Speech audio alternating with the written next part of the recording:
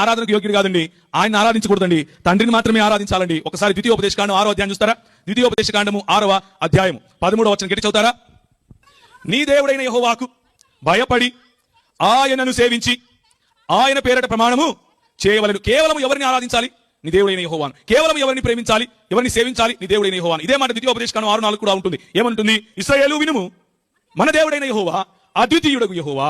మన ఆరాధన మన సంపూర్ణమైనటువంటి నీ పూర్ణాత్మతోను, నీ పూర్ణ మనసుతోను, నీ పూర్ణ బలముతోను, ప్రభువైన యేసుక్రీస్తు ఇంకొకటి యాడ్ చేసి అంటారు, నీ పూర్ణ వివేచనతోను ఎవరిని ఆరాధించాలి? తండ్రిని ఆరాధించాలి, సేవించాలి, ఘనపరచాలి. ఈ ఘనపరచటము అన్నది, ఈ ఆరాధించటము అన్నది కేవలము దేవునికి మాత్రమే అది అవకాశం ఉంటే, యేసుక్రీస్తు ప్రభు వారు యోహాను సువార్త 20వ అధ్యాయం 28వ వచనంలో ఆరాధనను స్వీకరిస్తాడు, ప్రార్థనను నాకు చేయమంటాడు.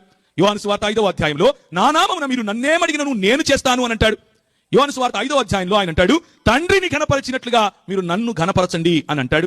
ఆయన దేవదూషణ చేస్తున్నట్లా? ఇప్పుడు కాదు, తండ్రికి సమానముగా చెప్పుకుంటున్నాడు, తండ్రికి సమానముగా తను తాను బయలుపరుచుకుంటున్నాడు. ఈ దేవుని యొక్క ఘనతను మనం చాటగలగాలి. మత్తయి సువార్త 28వ అధ్యాయం 17వ వచనము చదువుతారా? మత్తయి సువార్త 28వ అధ్యాయం 17వ వచనము. వారు ఆయనను చూచి ఆయనకు మ్రొక్కిరి గాని కొందరు సందేహించారు. చూచారా ప్రియులారా? మ్రొక్కిన వారు క్రీస్తు వారు, సందేహించిన వారు కూడా క్రీస్తు వారు అయ్యే అవకాశం ఉంది. ఎప్పుడు? మ్రొక్కినప్పుడు. మ్రొక్కటం అన్నప్పుడు వాడినటువంటి గ్రీకు పదము ఆరాధనకు వాడే పదమే. మ్రొక్కిరి అన్నప్పుడు వాడినటువంటి గ్రీకు పదము 100% ఘనతను ఇచ్చే, ఆరాధనను ఇచ్చేటటువంటి పదమే. ఆ పదము బైబిల్లో యేసు క్రీస్తుకు ఆపాదించినప్పుడు మీరు నాకు ఆరాధించండి అన్నాడా? ఆయన వారి ఆరాధనను స్వీకరించాడు, లేకపోతే వారిని నిలువరించేవాడు. కనుక మన ప్రభు అయిన యేసు క్రీస్తు ఆరాధనకు యోగ్యుడు. రెండవదిగా యేసు క్రీస్తు ప్రభు యొక్క గుణ లక్షణాలు. ఆయనకు తండ్రికి ఉన్నటువంటి గుణ లక్షణాలు ఉన్నాయా? తండ్రి ఏ విధంగా ఆరాధనను స్వీకరించాడో అదే విధంగా ప్రభు అయిన యేసు క్రీస్తు ఆరాధనను స్వీకరించాడు అన్న విషయాన్ని నేను మీకు తెలియజేశాను. తండ్రి ఏ విధంగా గుణ లక్షణాలు కలిగి ఉన్నాడో అవే గుణ లక్షణాలు మన ప్రభు అయినటువంటి యేసు క్రీస్తు కలిగి ఉన్నాడా? యోహాను సువార్త 8వ అధ్యాయము 56వ వచనము.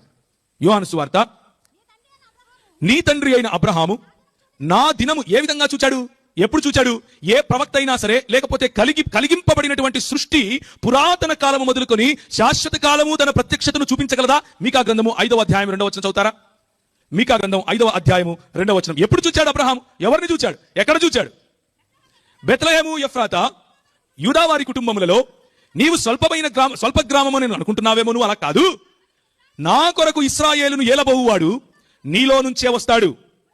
పురాతన కాలము మొదలుకొని శాశ్వత కాలము ఆయన ప్రత్యక్షమగుచూ వస్తున్నాడు. ఈ పురాతన కాలము నుండి శాశ్వత కాలము ప్రత్యక్షమయ్యేవాడు నిత్యత్వముతో పోలినటువంటి, నిత్యత్వము నుండి ఉన్నటువంటి గుణలక్షణాలున్నవాడు దేవుడు కాక ఎవడవుతాడు? మీ అన్న మా ఆయన అవుతాడా? దేవుడే అవుతాడు.